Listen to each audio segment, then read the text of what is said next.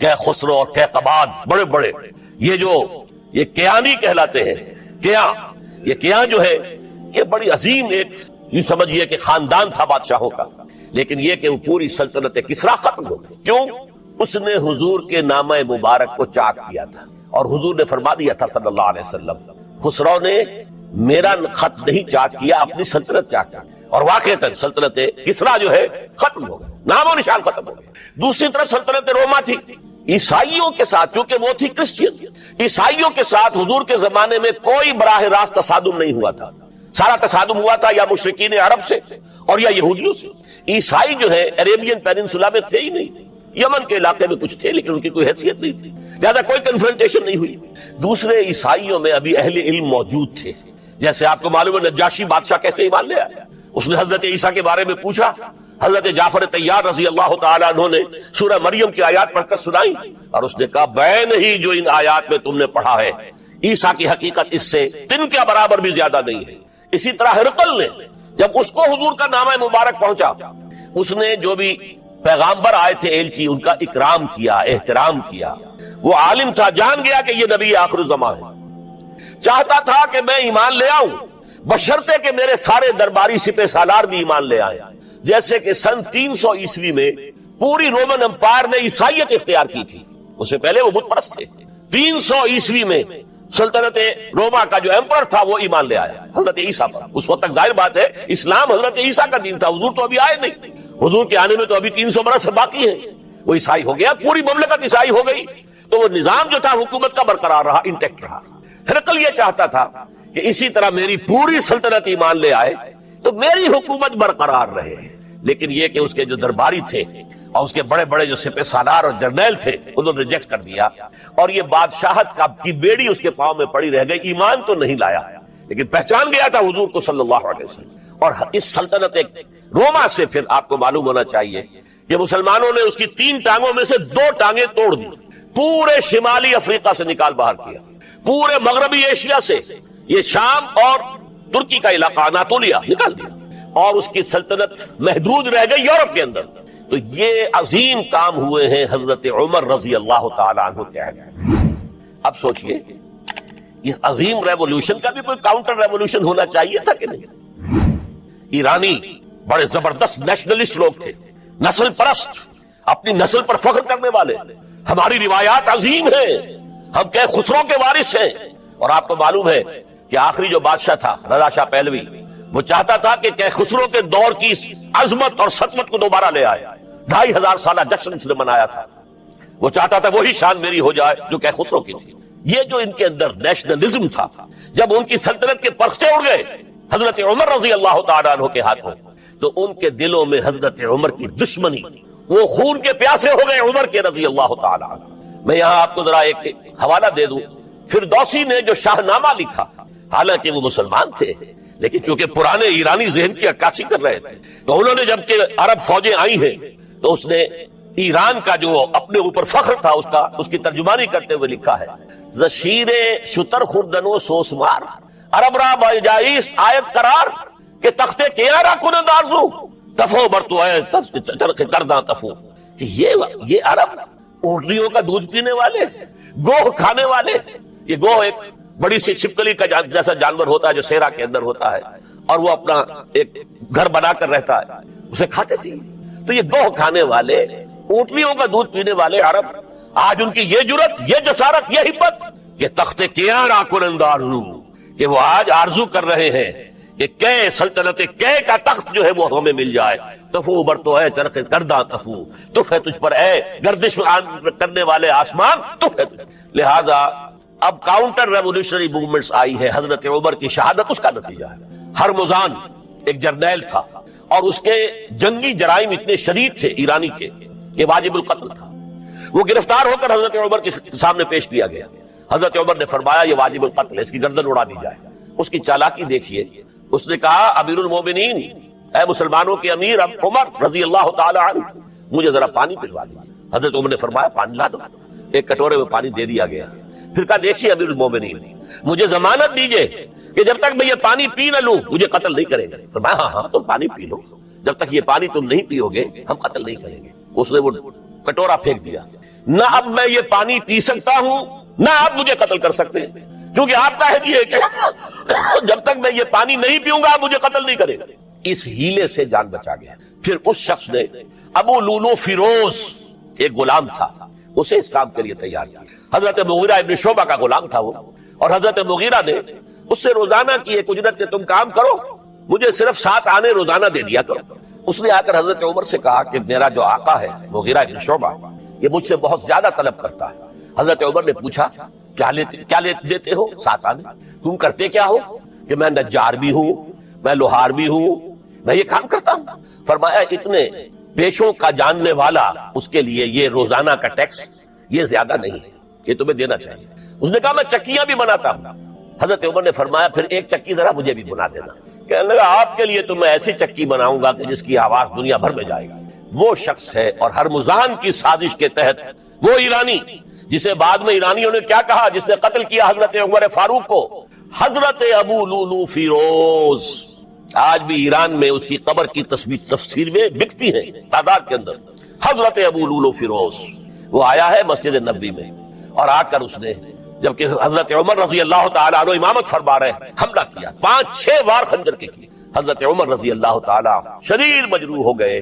یہ انتقام تھا جو عجم نے، وہ سلطنت کے جس کے ٹکڑے ختم ہو گئے تھے، جس کا ٹکڑے کر دیے گئے تھے، اس نے انتقام لیا عالم اسلام سے۔ سمجھا انہوں نے یہ تھا کہ شاید یہ پوری عمارت اسی ایک ستون پر کھڑی ہے، حضرت عمر ہی کے ستون پر کھڑی ہے، اس ستون کو گرا دو گے پوری عمارت گر جائے گی۔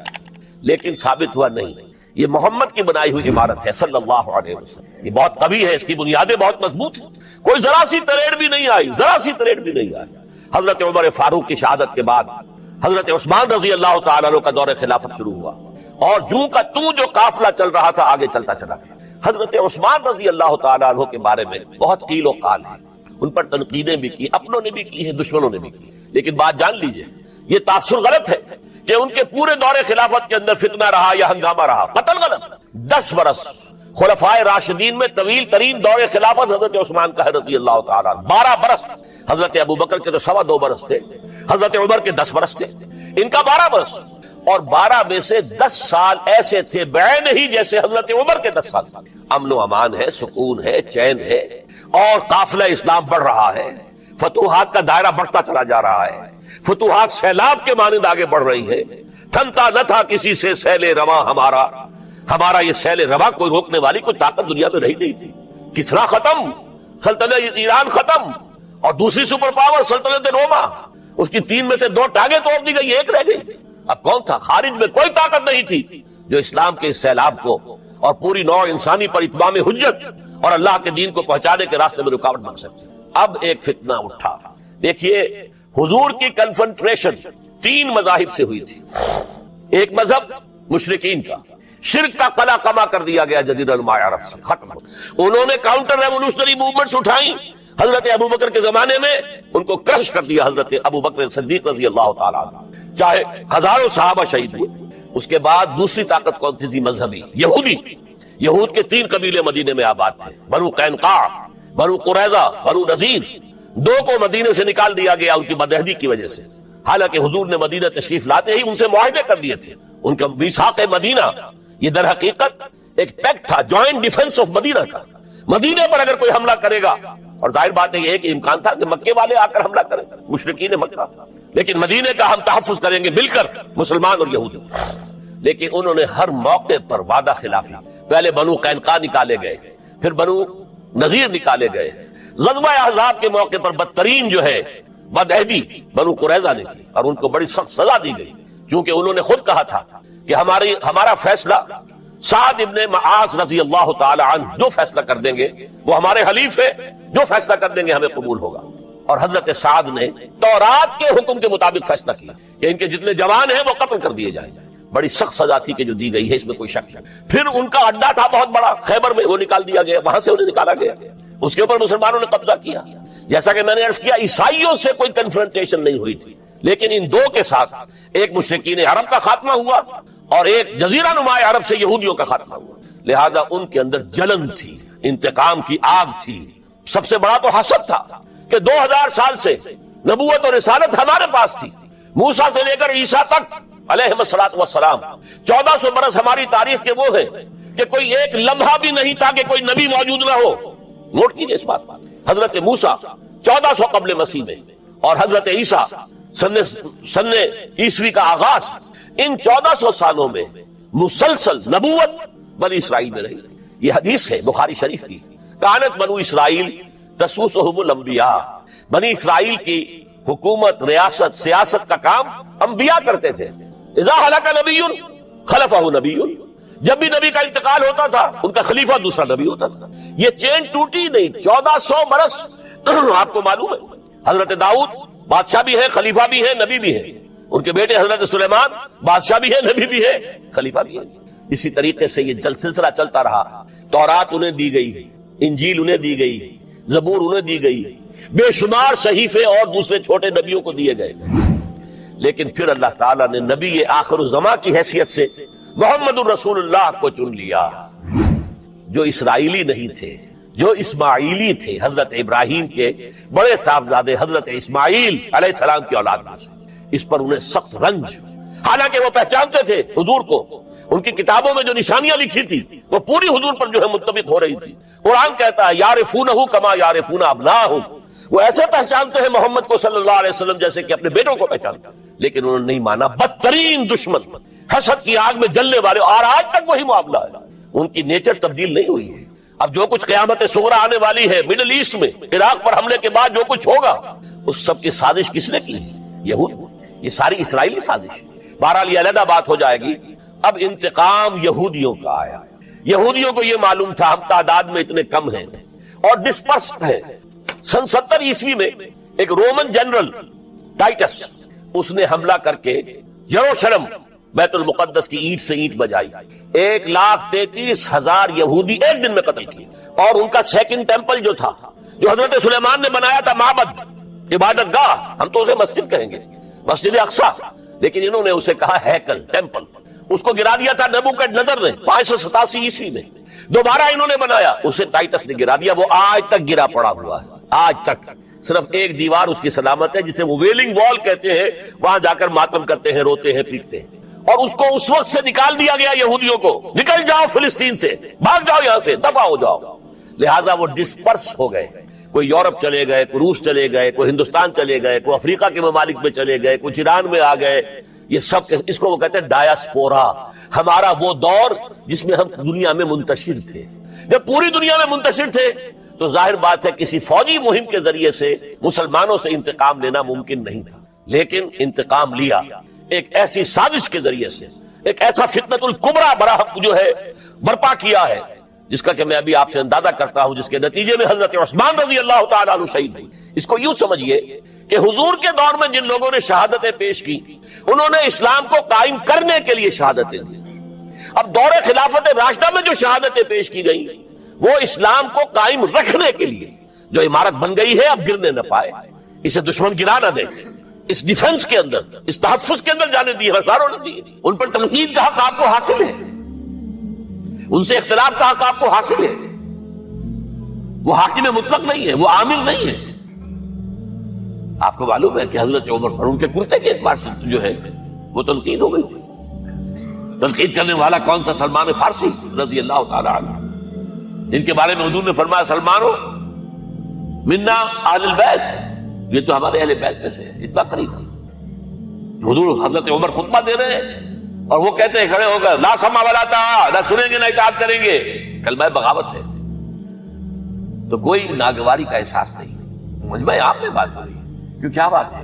یہ جو کرتا آپ نے پہنا ہے یہ ان یمنی چادروں سے بنا ہے جو مال غنیمت میں آئی ہے. اور جتنی کا ٹکڑا جو ہے ہر مسلمان کو ملا، اس سے کرتا نہیں بنتا. اور آپ ہے بھی طویل القامت، آپ کا کرتا کیسے بن گیا؟ فرماتے ہیں عبداللہ سے، اپنے بیٹے سے، عبداللہ ابن عمر رضی اللہ تعالیٰ عنہ، عبداللہ تم وضاحت کر دو. وہ کھڑے ہو کہتے ہیں نہ میرا کرتا بن رہا تھا نہ ابا جان کا، میں نے اپنے حصے کا کپڑا ابا جان کو دیا ہے، اس سے ہی کرتا بنا. الآن نسمع ونطیع.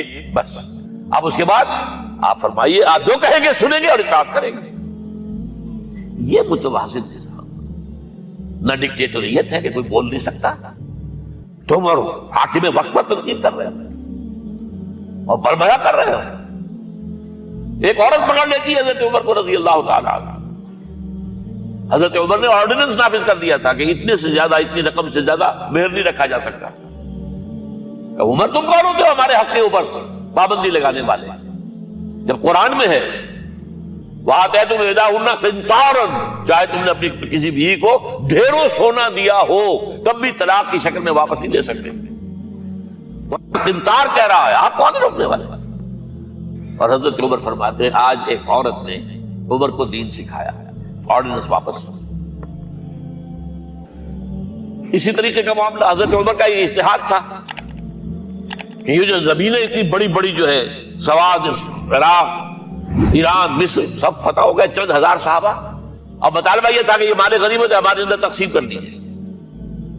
جیسے حضور نے غزوہ خیبر میں جو زمینیں تھیں یہودیوں کی وہ مجاہدین میں تقسیم کر دی تھی. دلیل موجود، دلیل بھی سنت رسول سے ہے صلی اللہ علیہ وسلم. حضرت عمر کی حکمت کچھ اور کہہ رہی ہے. یہ بات تو میں اپنے انداز سے کہہ رہا ہوں کہ اگر ایسا ہو گیا تو تاریخ انسانی کی سب سے بڑی جاگیرداری قائم ہو جائے گی. کتنے بڑے بڑے رقبے جو ہے صحابہ کو مل جائے گا. لیکن انہوں نے جو بات بیان کی وہ یہ تھی اگر یہ سارا تقسیم ہو گیا تو بعد میں آنے والوں کے لیے کیا رہے گا، اور جو فوجیں اب ہمیں پورے نظام کے لیے رکھنی پڑے گی ان کو کون سپورٹ کرے گا، ان کے لیے کہاں سے خرچہ آئے گا. تو انہوں نے طے کیا کہ یہ مال جو ہے مال فے ہے، یہ بیت المال کا ہے. جو مال غنیمت ہے وہ صرف وہ ہوگا جو عین محاذ پر حاصل ہوا ہے، ہتھیار ہیں یا بھیڑیں بکریاں ہیں یا اور جانور ہیں، یا وہاں پر جو پکڑے جائیں گے قیدی وہ غلام ہوں گے، وہاں پر اگر عورتیں ہوں گی پکڑی جائیں گی، خریدیں ہوں گی.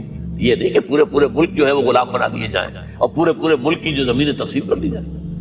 بعض صحابہ کھڑے ہو گئے نہیں. اب حضرت عمر نے ٹریبونل قائم کیا، 5 صحابہ اوس میں سے 5 خزرج میں سے بیٹھ جائیے. وہاں اپنا بھی وہ پیش کیا نقطہ نظر، باقی نے بھی کیا. وہ ٹریبونل نے فیصلہ کیا کہ عمر کی رائے صحیح ہے رضی اللہ تعالیٰ.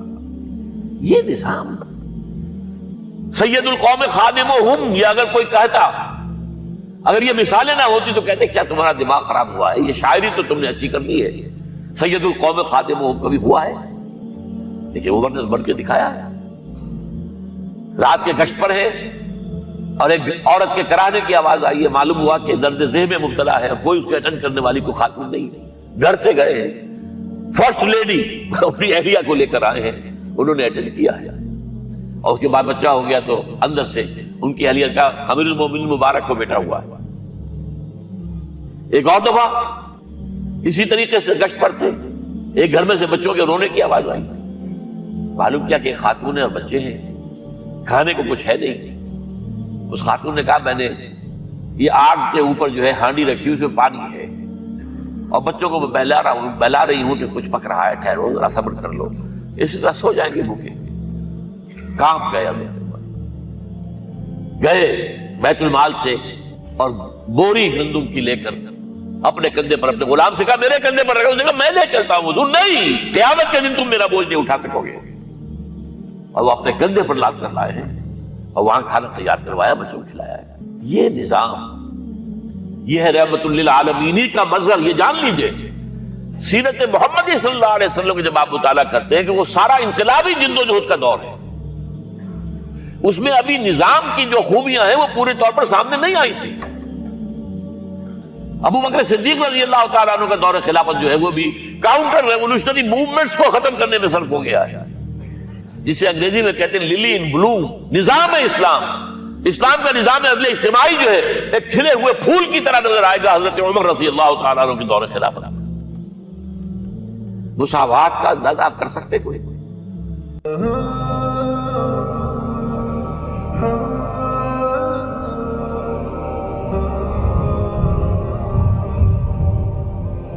حضرت عمر رضی اللہ تعالیٰ عنہ کا عہد خلافت ہے.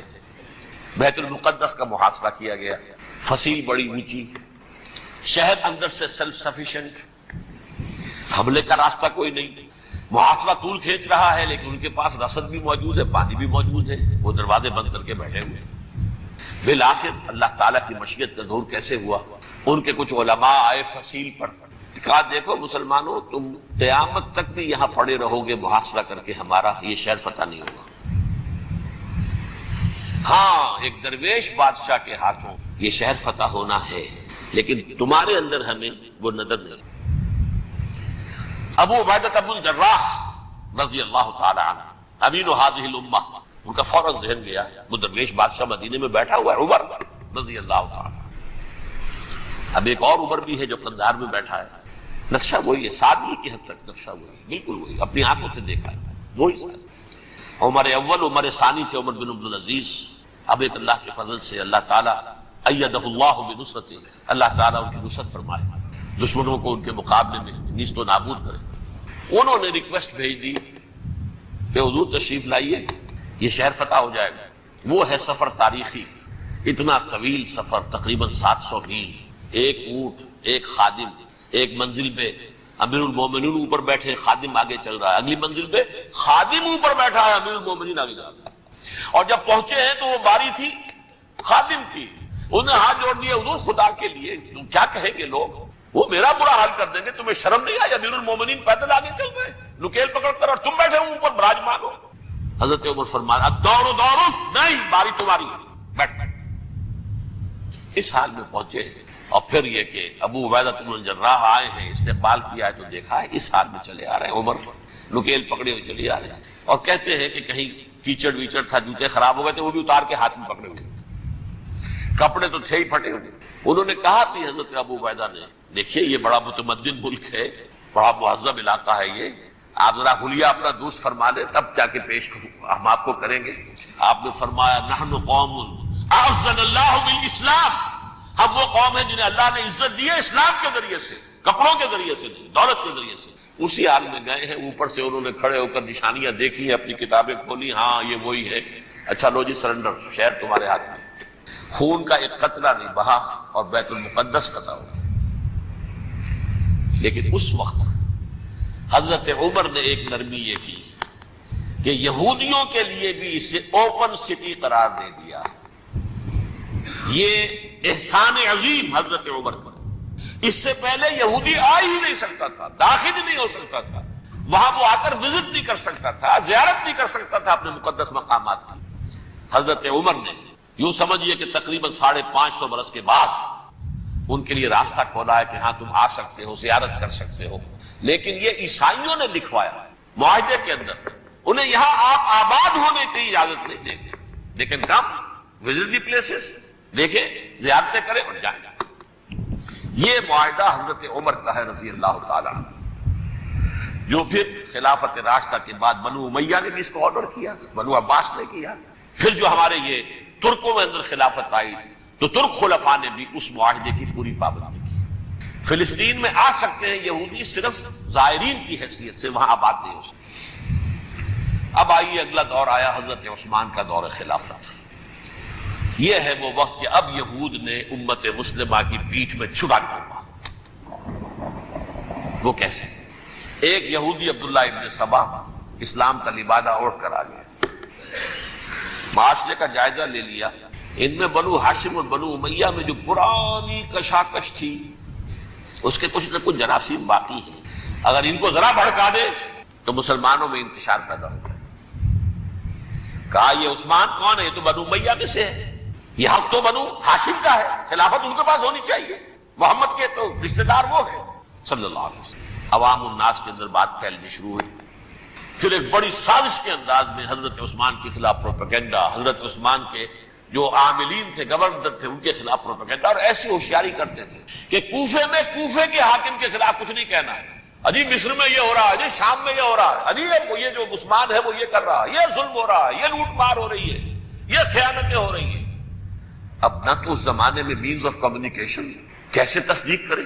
افواہیں تو آپ آج کراچی کے اندر شروع ہو جائے تو پتہ نہیں چل سکتا کسی کو کہ کیا اس میں صداقت ہے کیا جھوٹ ہے، اور بری بات جو ہے فطرت انسانی کی کمزوری ہے وہ فوراً قبول کرتا ہے، کسی کے بارے میں اچھی بات ماننے کو تیار نہیں ہوتا لیکن بری بات تو فوراً تیار ہے۔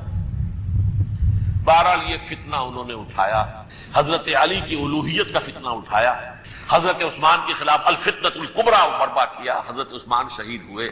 اس کے بعد 5 برس تک مسلمان ایک دوسرے کی گردنیں کاٹتے رہے، باہمی خانہ جنگی ہوئی، امت کو وہ زخم لگایا ہے جو آج تک جس سے خون رس رہا ہے۔ یہ شیعان عثمان اور شیعان علی تھے جو بعد میں پھر سنی اور شیعہ ہو، اور آج تک فتنہ کس نے جگایا؟ ایک عبداللہ ابن سبا یہود اور اس کے کارندے شیطان کا ایجنٹ، اور انسانوں میں سے بھی اس کے جو بھی حواریین تھے اور شیطانوں کے اندر سے بھی تھے، انہوں نے بھی اس آگ کو بھڑکایا۔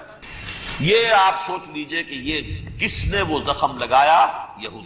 اگلا دور آیا، خلافت راشدہ ختم ہوئی، بنو امیہ کا بھی دور کافی گزر گیا۔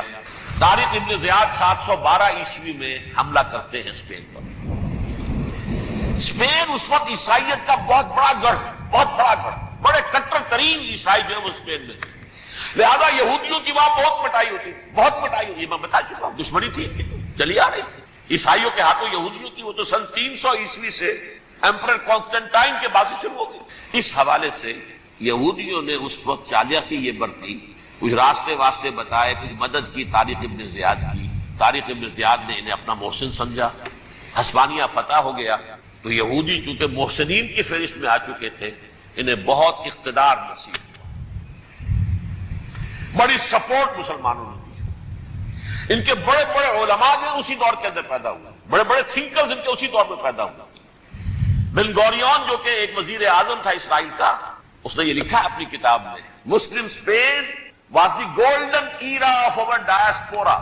وہ ڈائسپورا جو 70 عیسوی سے شروع ہوا تھا اور 1917 عیسوی تک جاری رہا ہے، اس میں سے گولڈن ایرا ہمارا جو تھا وہ مسلم اسپین تھا۔ ہسپانیہ میں بیٹھ کر ہم نے عیش کیے، لیکن وہاں سے انہوں نے اور جو کچھ کیا، یہ تو داستان کے بہت سے گوشے ہیں، لیکن میں جس اسٹریٹ لائن میں چل رہا ہوں اس کے اعتبار سے ایک بات سمجھ لی، وہاں بیٹھ کر انہوں نے اب عیسائیت کی پیٹھ میں چھڑا گھونپا، پروٹیسٹنٹ مذہب پیدا کیا، تقسیم کر دیا، جیسے شیعہ سنی کی تقسیم عبداللہ ابن سبا، رومن کیتھولک اور پروٹیسٹنٹ کی تقسیم یہودی علماء۔ ہوتا کیا تھا، ہسپانیہ کی یونیورسٹیاں ہیں، کارڈووا میں ہے، ٹولیڈو میں ہے، گریناڈا میں ہے، غرناطہ، قرطبہ، تولیتلا، اور وہاں آتے تھے لوگ، فرانس سے چلے آ رہے ہیں نوجوان پڑھنے کے لیے، جرمنی سے چلے آ رہے ہیں، اٹلی سے چلے آ رہے ہیں، 3 ہی ملک قریب ترین پڑھتے ہیں سینٹرل جو یورپ کے ہیں۔ یہاں پر جو ہے وہ اسلام جو نور پھیلا رہا تھا اس سے بھی مستفیض ہوئے، جہالت کے جو ہے پردے ان کے وہ چھٹے، اس کے ساتھ ہی وہ یہودی وہاں ان کے اندر جو جراثیم داخل کر رہے تھے وہ اس عیسائیت کے خلاف بغاوت جو اس وقت دنیا میں